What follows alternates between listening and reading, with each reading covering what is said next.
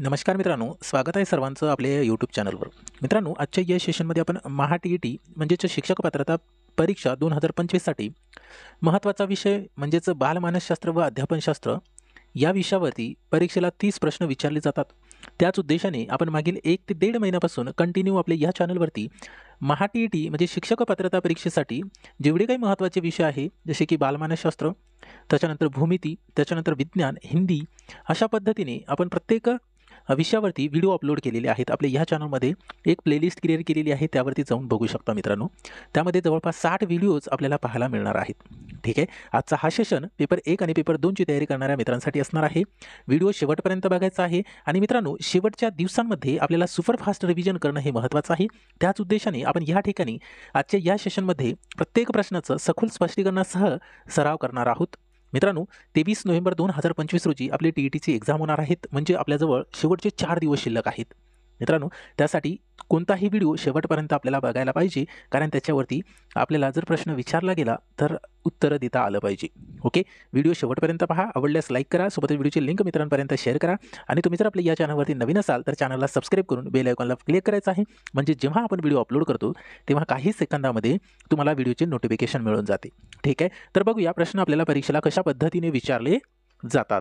तर पहिलाच प्रश्न तुम्हाला स्क्रीनवरती दिसत आहे. बघा मित्रांनो, काय दिलेलं आहे की E.L. थॉर्नडाईकच्या अध्ययनाच्या मुख्य नियमामधील प्रायमरी लॉज म्हणजेच तो नियम कोणता आहे जो सराव म्हणजे प्रॅक्टिस आणि पुनरावृत्ती म्हणजे रिपिटेशन यावर जोर देतो. जे E.L. थॉर्नडाईकचा अध्ययनाचा मुख्य नियम आहे मित्रांनो, त्या नियमामध्ये जो प्रॅक्टिस आणि पुनरावृत्ती यावरती जोर देतो, तर ते कोणता नियम आहे? तर आपल्या प्रश्नाचं उत्तर पर्याय सी असेल, सरावाचा नियम म्हणजेच लॉ ऑफ एक्सरसाइज. ओके, प्रत्येक प्रश्नाचं स्पष्टीकरण आपल्याला बघायचं आहे. तर स्पष्टीकरणामध्ये बघा काय दिलेलं आहे की सरावाचा नियम म्हणजेच लॉ ऑफ एक्सरसाइज सांगतो की उत्तेजक म्हणजे स्टिम्युलस आणि प्रतिसाद म्हणजे रिस्पॉन्स यातील बंधांचा वापर वारंवार केल्यास म्हणजेच सराव केल्यास तो बंध मजबूत होतो आणि वापर न केल्यास तो कमकुवत होतो, असं या सरावाच्या नियमामध्ये म्हणजेच लॉ ऑफ एक्सरसाइजमध्ये दिलेला आहे. ठीक आहे, महत्त्वाचा प्रश्न आहे मित्रांनो, लक्षात ठेवा. याच्यानंतर आपण पुढच्या प्रश्नाकडे जाऊया. प्रश्न क्रमांक 2. बघा काय दिलेला आहे. लेओ वायगोस्कीच्या सामाजिक सांस्कृतिक सिद्धांतानुसार म्हणजे सोशिओ कल्चरल थेरीनुसार अध्ययनासाठी आणि संज्ञानात्मक विकासासाठी म्हणजेच कॉग्निटिव्ह डेव्हलपमेंटसाठी सर्वात महत्त्वाचं साधन कोणते आहे? काय असेल मग या प्रश्नाचं उत्तर? पर्याय बी, भाषा म्हणजेच लँग्वेज हे सर्वात महत्त्वाचं साधन आहे. आता स्पष्टीकरणामध्ये काही महत्त्वाचे पॉईंट आहे ते आपण या ठिकाणी क्लिअर करूयात. बघा, वायगोस्कीच्या मते भाषा हे केवळ संवादाचे माध्यम नाही, तर विचार प्रक्रिया म्हणजे थॉट प्रोसेस आयोजित करणारे आणि सामाजिक अंतःक्रिया सोशल इंटरॅक्शन सुलभ करणारे सर्वात महत्त्वाचे संज्ञानात्मक साधन आहे. भाषा आणि सामाजिक आंतरक्रिया या दोन्हीमुळे बालकाचा विकास होतो, असं या ठिकाणी आपल्याला पाहायला मिळालेलं आहे. लक्षात ठेवा, यावरती परीक्षेला प्रश्न विचारले जाऊ शकतात. त्याच्यानंतर आपण पुढच्या प्रश्नाकडे जाऊया. प्रश्न क्रमांक 3.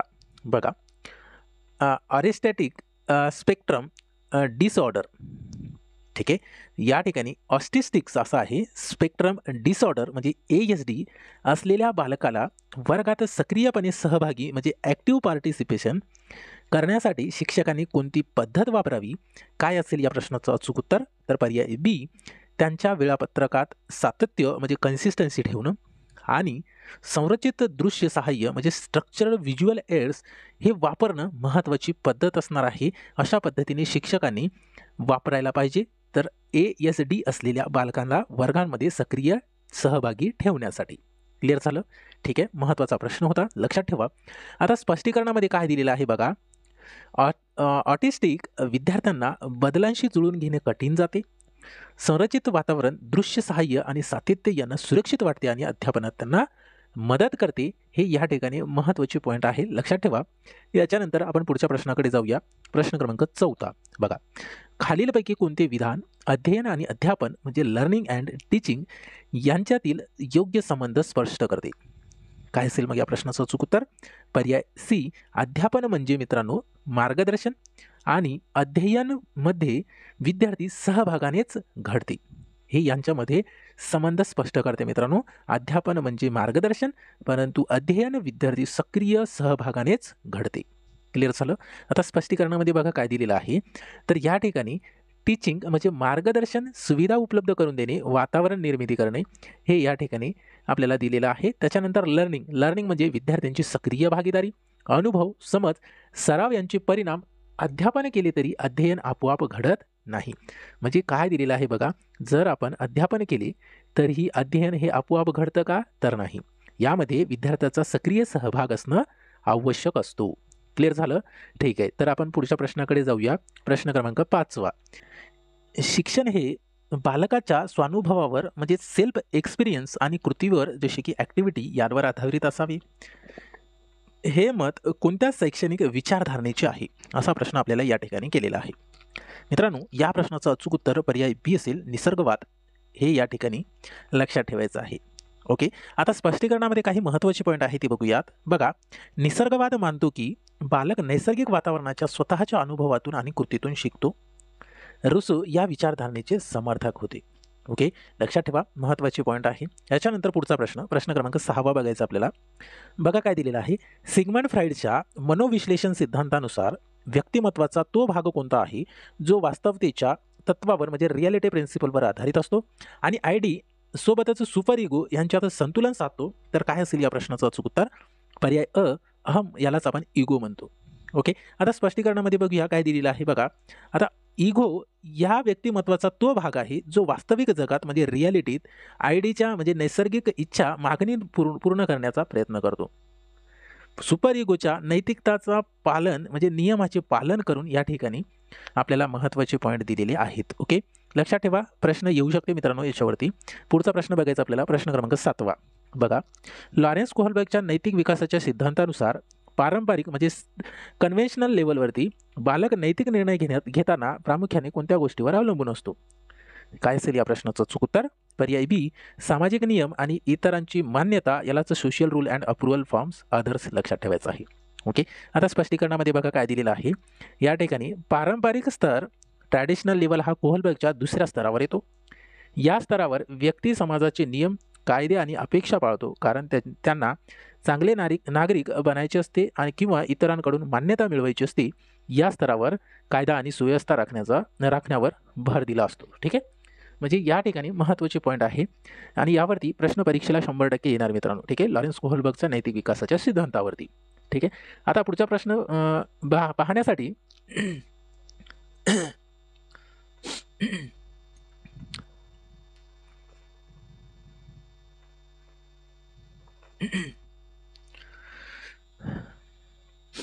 मित्रांनो, पुढचा प्रश्न पाहण्याआधी तुम्हाला जर दररोज अशाच पद्धतीने आपल्या या चॅनलवरती फ्रीमध्ये शिकायचं असेल तर त्यासाठी फक्त आपल्या चॅनलला सबस्क्राईब करायचं आहे. सोबतच बेल आयकॉनवरती क्लिक करायचं आहे, म्हणजे जेव्हा आपण व्हिडिओ अपलोड करतो तेव्हा काही सेकंदामध्ये तुम्हाला व्हिडिओचे नोटिफिकेशन मिळून जाते. ठीक आहे, त्यासाठी आपल्या चॅनलला सबस्क्राईब करून ठेवा आणि दररोज आपण या चॅनलवरती नवनवीन व्हिडिओज अपलोड करत आहोत. दररोज फ्रीमध्ये आपल्याला या ठिकाणी शिकायला मिळत आहेत आणि सर्व प्रश्नाचं आपण सखोल विश्लेषणासह या ठिकाणी प्रश्न बघत असतो मित्रांनो. ठीक आहे, दररोज दुपारी 3 वाजता आपल्याला या चॅनलवरती व्हिडिओज पाहायला मिळत आहेत. त्यासाठी आपल्या चॅनलला सबस्क्राईब करून ठेवायचं आहे. दररोज फ्रीमध्ये आपल्याला या ठिकाणी शिकायला मिळणार आहेत. सोबतच टेलिग्राम ग्रुपला जर जॉईन व्हायचे असेल तर त्याचे लिंक आपण व्हिडिओच्या डिस्क्रिप्शन बॉक्समध्ये दिलेले आहे. त्यावरती क्लिक करून तुम्ही टेलिग्राम ग्रुप जॉईन करू शकता. ठीक आहे, तर आपण पुढच्या प्रश्नाकडे जाऊया. प्रश्न क्रमांक 8. विद्यार्थ्यांना अनुभवातून तर्काकडे म्हणजे फ्रॉम एक्सपिरियन्स टू रिझन शिकवणे या अध्यापन सूत्राचा अर्थ काय आहे? मित्रांनो, या प्रश्नाचं अचूक उत्तर पर्याय बी असेल. प्रथम प्रत्यक्ष अनुभव डायरेक्ट एक्सपिरियन्स देऊन नंतर त्या अनुभवांचे म्हणजे तार्किक विश्लेषण करण्यास मदत करणे, लॉजिकल ॲनालिसिस करण्यास मदत करणे, हे या ठिकाणी आपल्या प्रश्नाचं उत्तर असणार आहे. आता स्पष्टीकरणामध्ये बघा काय दिलेलं आहे. हे सूत्र अध्ययन प्रक्रियेला अधिक अर्थपूर्ण बनवते कारण ज्ञान प्रत्यक्ष अनुभवावर आधारित असते आणि नंतर तर्कात रूपांतरित होते. ठीक आहे, महत्त्वाचे पॉईंट आहे, लक्षात ठेवा. याच्यानंतर पुढचा प्रश्न बघायचा. प्रश्न क्रमांक 9. एका विद्यार्थ्याच्या समस्यांचे सखोल आणि विशिष्ट इन डेप्थ अँड स्पेसिफिक अध्ययन करण्यासाठी कोणती पद्धत वापरली जाते? तर मित्रांनो, या ठिकाणी आपल्या प्रश्नाचं उत्तर पर्याय क असणार आहे. व्यक्ती अभ्यास सिद्धांत, यालाच केस स्टडी मेथड म्हणायचं आहे. आता तुम्हाला प्रश्न पडला असेल की केस स्टडी मेथड म्हणजे काय, तर आपण या ठिकाणी स्पष्टीकरणात बघूया. बघा, केस स्टडी मेथड हे काय आहे? ओके, आता केस स्टडी मेथड हे काय आहे तर व्यक्ती अभ्यास म्हणजे केस स्टडी ही एक संशोधन पद्धत आहे ज्यात एका व्यक्तीची किंवा लहान गटाची समस्या, वर्तन, विकास सामाजिक सांस्कृतिक पार्श्वभूमी व त्यावर होणारे परिणाम सखोलपणे अभ्यासले जातात. हा अभ्यास वेळोवेळी म्हणजेच लॉन्जिट्युडिनल किंवा एका वेळेस क्रॉस सेक्शनल केला जाऊ शकतो. ठीक आहे, महत्त्वाचे पॉईंट आहे. आता समजलं असेल तुम्हाला केस स्टडी म्हणजे काय.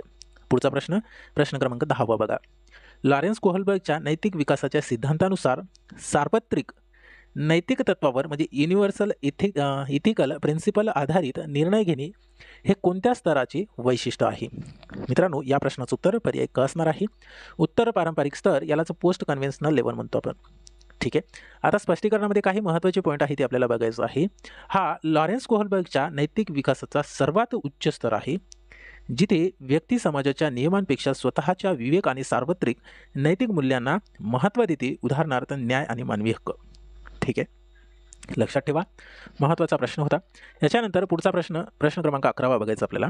जीन प्याजेच्या संज्ञानात्मक सिद्धांतानुसार, जीन प्याजेचा जो संज्ञानात्मक विकास सिद्धांत आहे याच्यानुसार सिम्बॉलिक थॉट म्हणजेच शब्दांचा आणि प्रतिमांचा वापर करण्याची क्षमता कोणत्या अवस्थेपासून सुरू होते. IMP प्रश्न आहे मित्रांनो. या प्रश्नाचं उत्तर पर्याय बी असेल, पूर्व क्रियात्मक अवस्था म्हणजेच प्री ऑपरेशनल स्टेज. ठीक आहे, आता स्पष्टीकरणामध्ये बघूया काय दिलेलं आहे की पूर्व सक्रियात्मक अवस्थेमध्ये 2 ते 7 वर्षाची ही अवस्था आहे मित्रांनो. बालक खेळ आणि भाषेच्या माध्यमातून प्रतीके म्हणजे सिम्बॉलिक वापरण्यास सुरुवात करते, जसे की काठीला घोडा समजणे. ठीक आहे, यालाच आपण सिम्बॉलिक थॉट असं म्हणतो मित्रांनो.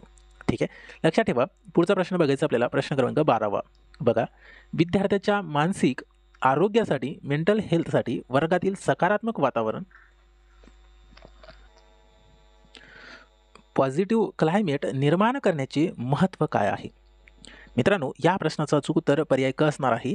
ते तणाव कमी करते आणि विद्यार्थ्यांना सुरक्षित व भावनिकदृष्ट्या जोडलेले वाटते. ओके, आता स्पष्टीकरणामध्ये समजून घेऊया काय दिलेलं आहे. ते सुरक्षित आणि आश्वासक वर्गाचे वातावरण विद्यार्थ्यांमधील भीती आणि चिंता कमी करून शिकण्यास मदत करते. ठीक आहे, महत्त्वाची पॉईंट आहे. पुढचा प्रश्न, प्रश्न क्रमांक 13 बघा. बाह्य प्रेरणा, यालाच एक्स्ट्रिन्सिक मोटिवेशन म्हणायचं आहे. म्हणजे काय, बाह्य प्रेरणा म्हणजे काय, तर या प्रश्नाचं उत्तर पर्याय अ असेल की बाह्य बक्षिसे, शिक्षा किंवा सामाजिक मान्यतेसाठी एखादे काम करणे, यालाच आपण बाह्य प्रेरणा किंवा एक्स्ट्रिन्सिक मोटिवेशन म्हणतो. ओके, आता स्पष्टीकरणामध्ये बघा काय दिलेलं आहे की बाह्य प्रेरणा, एक्स्ट्रिन्सिक मोटिवेशन ही वर्तनाची अशी प्रेरणा आहे जी कामातून मिळणाऱ्या बाह्य परिणामांवर, जसे की उदाहरणार्थ ग्रेड, बक्षीस, पगार यावर आधारित असते. ठीक आहे, याच्यावरती प्रश्न येऊ शकतात मित्रांनो, मोटिवेशनवरती. ठीक आहे, त्याच्यानंतर IQ वरती प्रश्न येतात. आता या ठिकाणी प्रश्न बघा काय दिलेला आहे. प्रज्ञावान म्हणजे गिफ्टेड बालकांची सर्वात मोठी शैक्षणिक गरज काय असते. काय असेल या प्रश्नाचं उत्तर. पर्याय ब, समृद्धी कार्यक्रम, एनरिचमेंट प्रोग्राम्स आणि आव्हानात्मक अभ्यासक्रम हे गिफ्टेड बालकांची सर्वात मोठी शैक्षणिक गरज असते. ठीक आहे, स्पष्टीकरणामध्ये बघा काय दिलेलं आहे. प्रज्ञावान बालकांना त्यांच्या क्षमतेनुसार नवीन आणि आव्हानात्मक अनुभव म्हणजे चॅलेंजिंग एक्सपिरियन्स देण्यासाठी अभ्यासक्रमात समृद्धी, याला एनरिचमेंट म्हणायचं आहे, करणे आवश्यक आहे, जेणेकरून त्यांना कंटाळा येणार नाही. ठीक आहे, पुढचा प्रश्न बघायचा आपल्याला, प्रश्न क्रमांक 15 बघा. बालकाची बुद्धिमत्ता म्हणजे इंटेलिजन्स प्रामुख्याने कशावर आधारित किंवा कशाचा परिणाम आहे. मित्रांनो, या प्रश्नाचं अचूक उत्तर असेल पर्याय क, अनुवंश आणि पर्यावरणाची जटिल अंतरक्रिया यालाच कॉम्प्लेक्स इंटरॅक्शन म्हणायचं आहे. ठीक आहे, महत्त्वाचा प्रश्न आहे. त्याच्यावरती आपल्याला स्पष्टीकरणामध्ये काय दिलेलं आहे बघायचं आहे. मानसशास्त्रात हे सिद्ध झाले आहे की बुद्धिमत्ता आणि विकास यासारख्या वैशिष्ट्ये नेहमीच अनुवंश आणि पर्यावरण यांच्या अंतःक्रियेचा परिणाम असतात. ठीक आहे, आंतरक्रियेचा परिणाम असतात असं दिलेलं आहे. ठीक आहे, महत्त्वाचा प्रश्न आहे. त्याच्यानंतर पुढचा प्रश्न बघायचा आपल्याला, प्रश्न क्रमांक 16 बघा. अध्यापनात विचारमंथन म्हणजेच ब्रेन स्टॉर्मिंग पद्धत वापरण्याचा मुख्य उद्देश काय आहे. मित्रांनो, या प्रश्नाचं अचूक उत्तर असणार आहे पर्याय क, एका समस्येवर त्वरित अनेक आणि अभिनव कल्पना निर्माण करण्यासाठी प्रोत्साहित करणे, यालाच विचारमंथन याचा मुख्य उद्देश म्हणू शकतो आपण. ठीक आहे, आता स्पष्टीकरणामध्ये काही महत्त्वाचे पॉईंट आहे बघा. विचारमंथन म्हणजे ब्रेन स्टॉर्मिंग ही अपसारी विचार, डायव्हर्जंट थिंकिंग वाढवणारी एक पद्धत आहे. बघा, अतिशय महत्त्वाचा पॉईंट आहे. विचारमंथन हे जे आहे, ब्रेनस्टॉर्मिंग ही अपसारी विचार म्हणजे डायव्हर्जंट थिंकिंग वाढवणारी एक पद्धत आहे. ठीक आहे, याच्यानंतर आपल्याला पुढच्या प्रश्नाकडे जायचं आहे. प्रश्न क्रमांक 17 अध्यापनाच्या कोणत्या वक्रांमध्ये सुरुवातीला शिकण्याची गती मंद असते आणि नंतर ती हळूहळू वाढत जाते. काय असेल या प्रश्नाचं उत्तर. पर्याय या ठिकाणी असणार आहे सकारात्मक त्वरण वक्र, पॉझिटिव्हली ॲक्सेलरेटेड कर्व. आता या ठिकाणी स्पष्टीकरणामध्ये बघूया की सकारात्मक त्वरण वक्र म्हणजे पॉझिटिव्ह ॲक्सेलरेशन कर्वमध्ये सुरुवातीला सराव कमी असल्यामुळे अध्यापनाची गती मंद असते, परंतु सराव वाढल्याने ती गती वाढ होते किंवा ती गती वाढते. ठीक आहे, लक्षात ठेवा, महत्त्वाचा प्रश्न आहे. याच्यानंतर पुढचा प्रश्न, प्रश्न क्रमांक 18 बघा. सिग्मंड फ्राईडच्या मते जेव्हा व्यक्ती अपयशाची खापर दुसऱ्यावर फोडते, म्हणजे blaming other from failure for failure, तेव्हा ते कोणते संरक्षण यंत्र वापरते, म्हणजे डिफेन्स मेकॅनिझम वापरते. मित्रांनो, या प्रश्नाचं उत्तर काय असणार आहे? पर्याय ब, प्रक्षेपण, यालाच प्रोजेक्शन म्हणतो. ओके, आता प्रोजेक्शन म्हणजे काय? तर प्रोजेक्शन हे आपल्या अस्वीकार्य इच्छा, भावना किंवा अपयश दुसऱ्या व्यक्तीवर किंवा बाह्य परिस्थितीवर लादणे, यालाच प्रक्षेपण किंवा प्रोजेक्शन म्हणतो आपण. ठीक आहे, महत्त्वाचा प्रश्न होता, लक्षात ठेवा. याच्यानंतर पुढचा प्रश्न, प्रश्न क्रमांक 19 बघा. किशोर अवस्थेतील बौद्धिक विकासाचे महत्त्वाचे वैशिष्ट्य म्हणजे वैज्ञानिक विचार, सायंटिफिक थिंकिंग, हे कशाद्वारे दर्शवले जाते? मित्रांनो, या प्रश्नाचं उत्तर पर्याय बी असेल, तर्कशुद्ध निगमनात्मक विचार म्हणजे हायपोथेटिकल डिडक्टिव्ह रिझनिंग विकसित होणे, यालाच या ठिकाणी किशोर अवस्थेतील बौद्धिक विकासाचे महत्त्वाचे वैशिष्ट्य म्हणजे वैज्ञानिक विचार हे दर्शवते असं म्हणायचं आहे. ठीक आहे, आता स्पष्टीकरणामध्ये बघा काय दिलेलं आहे की किशोर अवस्थेत पियाजेची औपचारिक क्रियात्मक अवस्था व्यक्ती केवळ मूर्त नाही तर गृहीत नियम म्हणजे हायपोथेसिस तयार करून आणि त्यांचे तार्किक विश्लेषण करून समस्या सोडवते. ठीक आहे, लक्षात ठेवा, महत्त्वाचा प्रश्न आहे. याच्यानंतर पुढच्या प्रश्नाकडे जायचं आपल्याला. प्रश्न क्रमांक 20 बघा काय दिलेला आहे. भाषिक विकासात बालकामध्ये अतिसामान्यीकरण म्हणजे ओव्हर जनरलायझेशन म्हणजे काय? मित्रांनो, आपल्या या प्रश्नाचं उत्तर असणार आहे पर्याय क, भाषेचा एक नियम सर्व अपवादात्मक शब्दांना म्हणजे ऑल इरेग्युलर वर्ड्स लागू करणे. उदाहरणार्थ जाणे याऐवजी गेले, याऐवजी ज्याला म्हणणे, यालाच म्हणायचं आहे भाषिक विकासात बालकांमध्ये अतिसामान्यीकरण म्हणजे ओव्हर जनरलायझेशन होय. ओके, आता स्पष्टीकरणामध्ये काही महत्त्वाचे पॉईंट आहेत ते बघा की अतिसामान्यीकरण म्हणजे ओव्हर जनरलायझेशन म्हणजे बालकांनी शिकलेल्या व्याकरण नियम, उदाहरणार्थ भूतकाळ दाखवण्यासाठी ला हे प्रत्यय अपवादात्मक शब्दांनाही लागू करणे, जी भाषिक विकासाची सामान्य प्रक्रिया आहे. ठीक आहे, महत्त्वाचे 20 प्रश्न होते, ते कसे वाटले ते कमेंट बॉक्समध्ये कळवायचं आहे. आणि सोबतच मित्रांनो, आपल्या चॅनलला सबस्क्राईब केलं नसेल तर चॅनलला सबस्क्राईब करून ठेवा, कारण दररोज तुम्हाला अशाच पद्धतीने आपल्या या चॅनलवरती शिकायला मिळणार आहेत. ओके, दररोज फ्रीमध्ये आपण या ठिकाणी व्हिडिओज अपलोड करत आहोत मित्रांनो. ठीक आहे, आणि सोबतच आता शेवटचे 4 दिवस शिल्लक आहे. तर 4 दिवसापैकी फक्त 2 दिवसांमध्ये मित्रांनो आपण 700 पेक्षा अधिक प्रश्नांचं सुपरफास्ट रिव्हिजन करू शकतो. TET या परीक्षेसाठी बालमानसशास्त्र हा विषय अतिशय महत्त्वाचा आहे. पेपर 1 किंवा पेपर 2 ची तयारी करत असाल तर दोन्ही पेपरसाठी हा जो विषय आहे हा अतिशय महत्त्वाचा आहे. या विषयावरती 30 प्रश्न आपल्याला परीक्षेला विचारले जातात. त्याच उद्देशाने मित्रांनो आपण 700 पेक्षा अधिक प्रश्नांचा एक ईबुक क्रिएट केलेला आहे. या ईबुकमध्ये आपल्याला प्रत्येक प्रश्नाचं सखोल विश्लेषण पाहायला मिळणार आहे. मित्रांनो, यामध्ये 2013 ते 2021 पर्यंत जेवढे काही TETचे पेपर झाले होते त्या सर्व पेपरमधील आपण मानसशास्त्र या विषयावरील प्रश्न घेतलेले आहेत आणि त्या प्रत्येक प्रश्नाचं विश्लेषण आपण या ईबुकमध्ये ॲड केलेलं आहे. आता फक्त 4 दिवस शिल्लक आहे. त्यापैकी या 2 दिवसाच्या आत आपण या मानसशास्त्र विषयाची 700 पेक्षा अधिक प्रश्नांची तयारी या ईबुकच्या माध्यमातून करू शकतो. ज्यांना हा ईबुक घ्यायचा आहे, स्पेशल आजच्या दिवसासाठी मी ऑफर ठेवणार आहे मित्रांनो आपल्याच. ठीक आहे, अशी जनरली आपली फीस फक्त ₹99 आहे. ₹99 एवढी काही जास्त फीज नाही आहे मित्रांनो. तरी पण मी तुम्हाला या ठिकाणी आजच्या दिवसासाठी 50% ऑफर देत आहेत. आजच्या दिवसासाठी आपल्याला 50% ऑफरमध्ये म्हणजेच ₹50 ही PDF आपल्याला मिळणार आहेत. त्यासाठी 7507386306 या नंबरवरती Google Pay किंवा फोनपेने आपल्याला 50% ऑफरमध्ये म्हणजेच ₹50 आपल्याला सेंड करायचं आहे आणि त्याचा स्क्रीनशॉट याच नंबरच्या व्हॉट्सअपवरती आपल्याला पाठवायचा आहे. 1 मिनिटाच्या आत तुम्हाला हा PDF मिळून जाईल. मित्रांनो, ₹99 फीज नाही, आपण ऑफर दिली आहे फक्त आजच्या दिवसासाठी. फक्त ₹49 म्हणजेच ₹50 आपल्याला या नंबरवरती सेंड करायचं आहे Google Pay किंवा फोनपेने. तुम्हाला 1 मिनिटाच्या आत ही PDF मिळून जाईल. आपण या ठिकाणी आजच्या दिवसासाठी ऑफर दिलेली आहे. फक्त ₹49 ही ईबुक आपल्याला मिळून जाईल. ठीक आहे, तर दररोज आपण या ठिकाणी अशाच पद्धतीने शिकत जाऊ मित्रांनो. फक्त आपल्या चॅनलसोबत जुळून राहा. दररोज तुम्हाला फ्रीमध्ये मी या ठिकाणी व्हिडिओज अपलोड करून देणार आहेत. त्यासाठी चॅनलला सबस्क्राईब करून ठेवा आणि भेटूया उद्याच्या सेशनमध्ये. Thank you so much.